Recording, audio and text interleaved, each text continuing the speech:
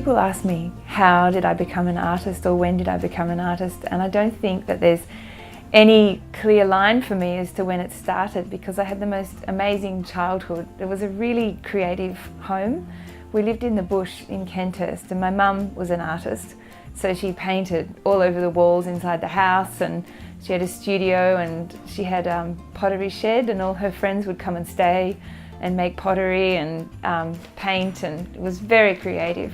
And my father, who was a maths teacher by day, was an inventor the rest of the time, and he invented things for my twin sister and I, from inventing jolly jumpers to inventing slippery dips like water slides that went down through the bush with bits of nail and wood poking out through them, and things that turned and bounced, and cubby houses, and a flying fox that jumped off a cliff. I think that sense of invention and just putting things together from what he had in his shed and making things has had a really big influence on my art making, as strong as what Mum had as an artist. I talk concepts with my mum, and I talk how am I going to build it with my dad, and they are just incredible. The other thing about my childhood that has had such a huge influence on me as an artist and a professional person was growing up in the bush. We had the most amazing sense of freedom. I'm sure now that I've got my own kids, I don't think Mum knew where we were half the time. We would come back when we were hungry. They'd say, the dog knows her way home, just tell the dog to go home and follow her. And we would go a long way.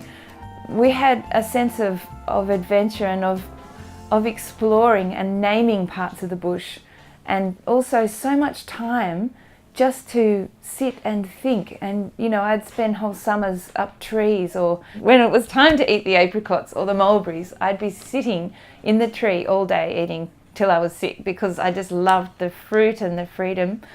We had the most incredible childhood, and I think that the closeness with nature, the time to think, was so important. And it's really hard with my own kids and in a modern environment trying to bring them up in that way. The other part of my personal story that's really influenced my art making was taking a year out to sail around Australia with my then boyfriend, now husband, and my future father-in-law, and other members of the family who came in and out when they could. It was amazing to be able to take a year off away from home and work. And it was also a very creative experience in itself, because I was painting and drawing every day. But the other thing that helped me with that experience was that through that I got my first big commission, so I was able to quit my day job and just launch out into that scary world of being an artist. The common thread, apart from nature and living within nature with the sailing and the bush, is also movement. In a boat, you're constantly moving, and the sea is constantly moving. Your landscape is this shifting ocean. And in the bush as well, the movements and of the trees and the breeze and the branches, that has really influenced my work, and I'm obsessed with movement. So all my artwork moves, and I think that sort of preoccupation might have come from those earlier experiences. There were two parts of the turning point which changed me from somebody who did work for others but who liked to think of themselves as an artist, or actually I didn't dare call myself an artist till I was earning money through my art. So I was just quietly making my own artwork and working at the time for Historic Houses Trust, and the opportunity came up for me to take a full-time position, and I was about to apply for it, and my mother-in-law said, "Why are you doing that? Do you want to be an artist? If you want to be an artist, you go out there and you do it now. Before mortgage, before kids, if you're ever going to be an artist, this is your chance, take it." So she sort of pushed me off the edge. And the other thing that got me going was also to do with the sailing trip around Australia. My first big commission was to do paintings for the Woolworths head office. They had four big buildings. They had north, south, east and west.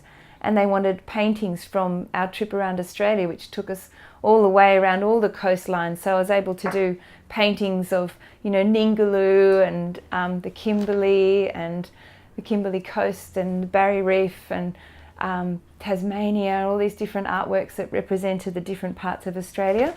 And that commission was enough money for me to quit work and to work as an artist.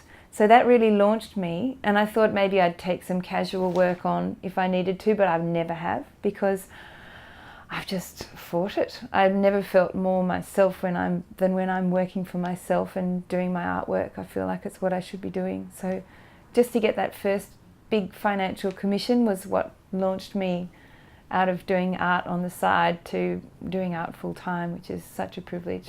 One of the things that I've loved and I've found very inspirational throughout my art making is this idea of the poetry of impermanence, and that some things are very special and very beautiful because they don't last very long, they're just of the moment. The beauty of a spider web or dew on a little branch, or the cloud formations, things that are just there for a moment and then gone. And with my mobiles, I've loved that idea of trying to create something very delicate and something that feels like it's of nature, and this sort of idea of the balance and the movement, and making something very delicate to me harks back to those ideas of the things that I've always been interested in. And the other thing that is a common thread through all my work is movement. I remember when I made my first mobile, couldn't stop watching it. And this idea of something that's in space and that moves, and there's sort of a certain grace and elegance to it, and I'm always trying to recapture that feeling of something that's suspended and that moves gently, and it's moving in response to air currents that are so gentle that we're not even aware of them normally, but there's this idea of, you know, the air moving, and also putting something in space animates that space and changes the way we feel about and perceive that space. So whenever I see a void, I'm thinking, oh, what could you put in there? Something, you know, something that moves from one part of the room to the other, or something that's going to respond when this door opens, or when the air travels up the stairwell, or, you know, the natural movements of air within the house. And of course, I've always been obsessed with the natural world, starting with my childhood and the sailing trip. I'm always thinking about the little movements and the sense of sort of gradual growth. At the moment, because we've just moved to a suburb by the sea, I'm thinking a lot about the coast, the cliffs, and the constant movement of the sea against the rocks. Thinking about that gradual erosion, about this soft element that's constantly washing against the rocks, and these beautiful sandstone rocks, all those layers of sedimentary rock that are being exposed and carved and shaped by the wind and the water. I feel a bit like the creative process for me has been almost like a pack of wild brumbies running across the landscape, and I'm just holding onto someone's mane and hoping that I can keep up. It's amazing how it's sort of snowballed. So I started off making these little mobiles. One big advantage was that I had a residency at Bondi Public School.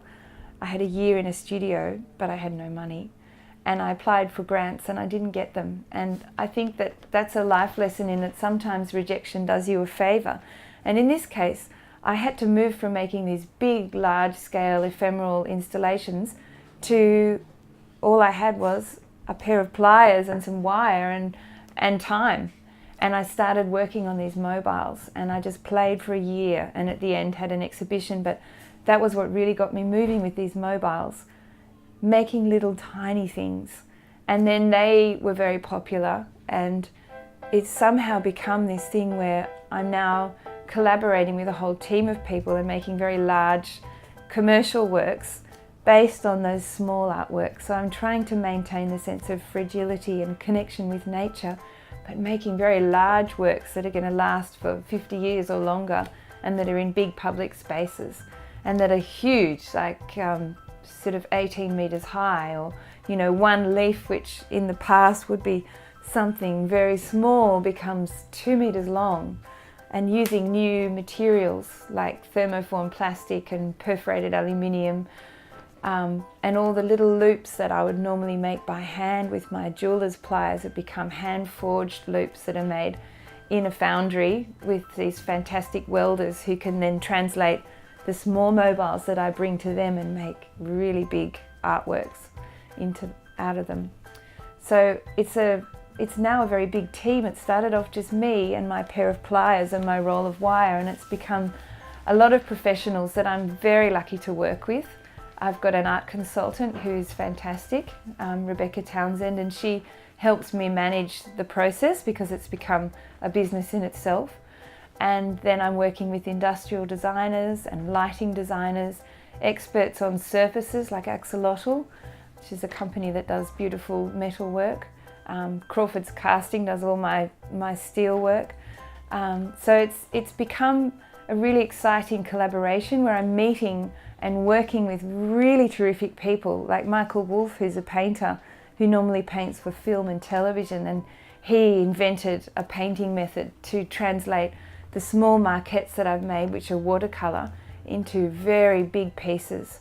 So it's that's a really exciting part of the journey, and being allowed in, you know, while they're doing, say, the electroplating process, and going into Astor Metals and being with the guys when they're doing the electroplating and talking to them. And you know, these people are experts in what they do, and being able to use that in my own work has just given me such a lift. I love that. I love working big. I see these big spaces and I get really excited. Sometimes I see a commission come up and I think, that's mine, I'm going to get that. And other times they come to me and I think, really, you want me? Okay, awesome. I do a lot of large commissions for hospitals because the work, being kinetic, has a very contemplative quality. So I also like to make things that are beautiful to look at. I'm not into sort of dark themes. I've come up with this theory in my residency at Bondi, that happiness is profound.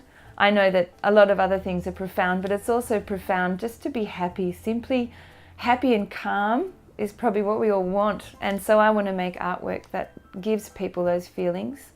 So I'm not covering any serious intellectual themes. I just want to make things that are beautiful and that make people feel good. So hospitals love me. But I've also had large foyers in the city, and a lot of Westfield pieces, and also casinos. So I've done a lot of big public spaces. I love the big work, but it also comes with a lot of stresses. And if one thing goes wrong, it's not a small thing, it's a big thing. And there's money lost, and there's a lot of stress and a lot of new grey hairs. I'm actually looking forward to spending much more time in the studio next year, making smaller pieces for my exhibition with my own two hands, bringing things down a bit to a smaller level. But I've been very grateful for the large commissions as well, because I can't continue to work with the pliers. I'm getting carpal tunnel and all kinds of things are going wrong. So I can only do a little bit in the studio and then I have to go back and do something else. So I've been lucky that I've found a way of continuing to do my work that doesn't involve me ruining my hands and my arms any more than I already have. When I am making a mobile, I start with drawings, and they might be very quick sketches that might not make much sense to anyone else, but to me they're a map of where the mobile is going to go. I think about how it's going to be seen. Is it something that people will look up at? Is it something that people will be on the same level at? Or do you move up through the space, like some of the artworks I've done are near escalators, so you're moving up and you're seeing it from all different heights. So not only is the artwork moving, but the viewer is moving as well. So that's the first thought, and how does it fit within the space? And then I do sketches, and then I make maquettes, which are small versions of the mobile, often at a scale of 1 to 10, because that matches up beautifully with the loop, the size of loop that I make with my pliers. And then those small mobiles, once I'm happy with them, are taken to the foundry, and that's where I work with the welders to make the same thing but larger. So I'm always pushing the engineering to try and make it as light and delicate as possible whilst maintaining the strength that's needed. So try and translate that sense of fragility from the small artworks to the big, so that I don't lose anything in the translation. Starting to work on a mobile or a body of work, I often think of a landscape. So at the moment I'm thinking about our coastline here in Sydney with the sandstone and the sea, but other times I'd find another place in the natural world that inspired me and do paintings from it. And then those paintings are my colour cues. So it's as though with the mobile I've taken the landscape and I've broken it up and I've tossed it up into the air. So I've broken up parts of the landscape, parts of the mobile are sea, parts are rock, parts are leaves, and I've abstracted it and tossed it up into the air. So in doing that, at the moment I'm working with hand-dyed silk, which I love because you work it's so wet, you just drop the colours on and you put all kinds of, wax or salt and see what it does. You never know what it's going to do. I haven't got much control. And then I come back once it's dry and I enjoy discovering what it's done. I worked in a similar way when I was working with paper. I used handmade paper, usually Japanese paper, and lots of different textures. So some had lots of holes in them or patterns in them and bark and leaves and all kinds of things. And I'd make big sheets of paper and colour from the landscape, but not specifically, this is that rock. Just take inspiration from the landscape. And then it's almost like a patchwork quilt laying out the mobile. So the colours, sort of match the colours up. I lay all the wire pieces out and then I match up the colours to what I feel works. So the mobiles often have a progression from sand to sea or from light to dark. My favourite part is the imaginative part where I'm imagining and envisaging how something will work and making the models and working with someone who can do the photoshopping. And then the hard work is following through on the project management, which I have help with, and making sure that things get done on time. And then the install, which is usually all-nighters, so we're normally working all through the night to install things. Trying to work and fit a whole day's worth of work in between drop-off and pick-up is extremely difficult. And ever since they were very small, I've had children and mobiles intermingled. So that's just my life at the moment. People tell me that it'll get easier, people with older children, so I'm hoping that as they become older, they might be a little bit more independent, but it is lovely having them take an interest in my creative work, and through having art around all the time, I think it will influence them and their lives and their life choices. But I feel very lucky to have a career where I can try and fit both in. As a mother, being an artist is very difficult because it's hard to justify your time. Because if you were a lawyer, you go to work and you get paid for what you do usually. But as an artist, you might spend a year working in a studio and get paid nothing. So to justify and to build up an art practice from scratch takes time, and you have to make mistakes and you have to learn from your mistakes, and they're the building blocks. All those experiments are the building blocks of what you're making. So how do you justify that time when you're paying for childcare or when your kids are at school and you know that the beds aren't made, the dishes aren't washed, everything's dirty? But for an artist mother, they're always the one that people think, oh, she's working from home, she can pick such and such up from the airport, or she can do the school run every morning and every night, and she can just do her art either side of it, which is what happens, but it's hard. So being an artist who launched the career before the children has been an advantage for me, because it's been easier for me to slot back in.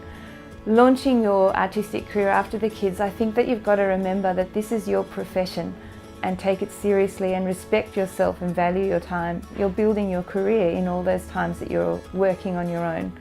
So I think that you need to be very single-minded and in a way selfish and extremely serious and work very hard about it. Where I've had some hard times. We had a child that screamed almost 24 hours a day, and I think sleep deprivation is torture, and I just stopped functioning and became depressed and confused, and ended up having to go into Karatani for a week, which was fantastic. But it's been a long journey clawing my way out of that postnatal depression. I'm proud of what I make, and I'm proud of the kind of childhood that I'm trying to give my children. But I think that the depression has cast a shadow, and I've just had to consciously try and stop thinking about what a hard time it was, because I think sometimes when you've had a hard experience, you relive it in your mind and you keep going back to it. And so I've had to just consciously say, but he's all right now, he's fine, he's healthy. And I still can't, sometimes at the time the doctors would say, you're a good mother, say it, you're a good mother, and I couldn't say it, and I still struggle with that idea. But my triumph is that he survived it and I survived it, and he's thriving now. Art did help me recover in a way that I think subconsciously I've built a lot of repetitive work into my practice. So a lot of when I make a mobile, after I've drawn it, a lot of it is making shapes out of wire. That's kind of like knitting, like it's sort of like your hands are moving and your mind is elsewhere. So a lot of it is quite, meditative for me, so quite repetitive, even actually building the mobiles. If it's a really long spiral, I'm doing the same thing over and over again.